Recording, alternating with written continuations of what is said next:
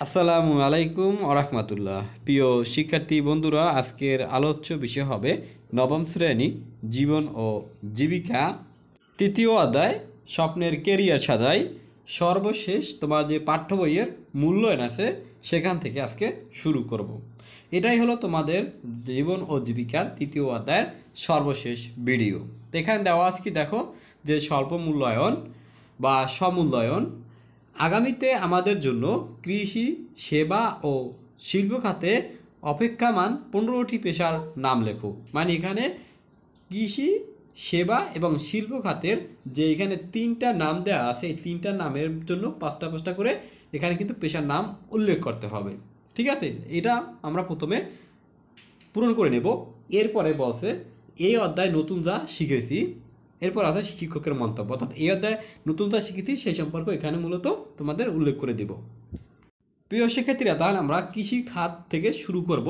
1 নম্বরে আমরা দেব যে পরিবেশগত প্রকৌশল, 2 নম্বরে দেব অভিজ্ঞ কৃষক, 3 নম্বরে দেব কৃষি বিজ্ঞানী, 4 নম্বরে দেব ফসল ব্যবস্থাপক, 5 নম্বরে বায়োটেক গবেষক। এরপরে আসি সেবা খাত।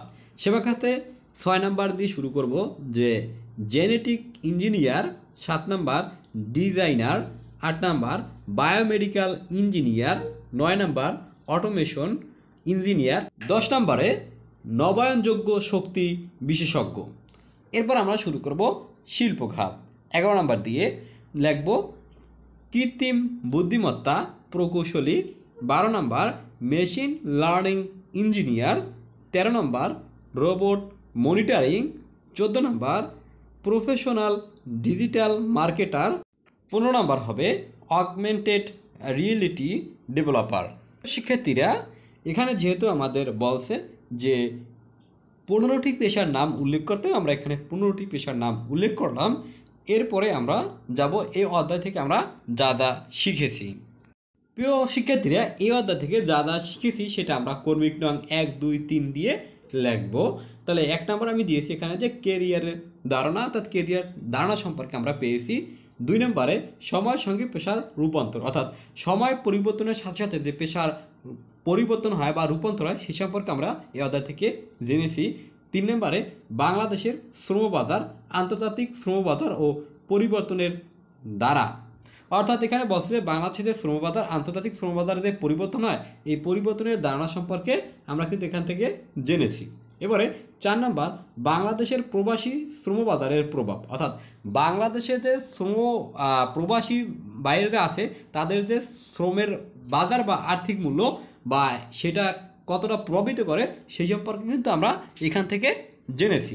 এবারে 5 নম্বরে পেশার ক্ষেত্রে মৌলিক সফলতা ও গুণাবলী, অর্থাৎ পেশার যে মৌলিক সফলতা কোনগুলো এবং গুণগুলো বা গুণাবলী কী কী সেই সম্পর্কে কিন্তু আমরা এই অধ্যায় থেকে জেনেছি। এরপরে 6 নাম্বার পাইছি যে কেরিয়ার গঠনের লক্ষ্য অর্জনের কৌশল, অর্থাৎ কেরিয়ার গঠনের জন্য আমাদের কি কি লক্ষ্য থাকতে হবে এবং কি কি কৌশলের মাধ্যমে আমরা সেই লক্ষ্যটা অর্জন করতে পারি। এরপরে আছে দেখো 7 নাম্বার কেরিয়ারের ঝুঁকি বিশ্লেষণ ও মোকাবিলা করার উপায়, অর্থাৎ কিভাবে আমাদের কেরিয়ারের ঝুঁকি আছে সেইটার ঝুঁকি বিশ্লেষণ করতে পারি এবং সেটা মোকাবিলা করার জন্য আমাদের কি কি উপায় থাকতে হবে এবং সেই উপায়গুলো খুঁজে বের করতে যেন পারি বা উপায়গুলো খুঁজে বের করা।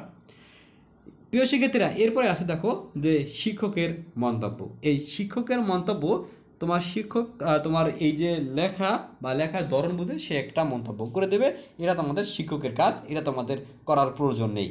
তো প্রিয় শিক্ষার্থীরা, এই ছিল তোমাদের নবম শ্রেণীর তৃতীয় অধ্যায় থেকে সর্বশেষ ক্লাস। আশা করি তোমাদের এই ক্লাসটা কেমন লেগেছে সেই সম্পর্কে মতামত তোমরা অবশ্যই তুলে ধরবা। এরপর পরবর্তীতে তোমাদের আবার অন্য কোনো বইয়ের যে শখগুলো আছে, দলগত কাজ আছে, এরপরে সেমিনার আয়োজন আছে, বিভিন্ন বিষয় নিয়ে আমি আবার আলোচনা করব। সবাই সুস্থ থাকো, ভালো থাকো, আল্লাহ হাফেজ।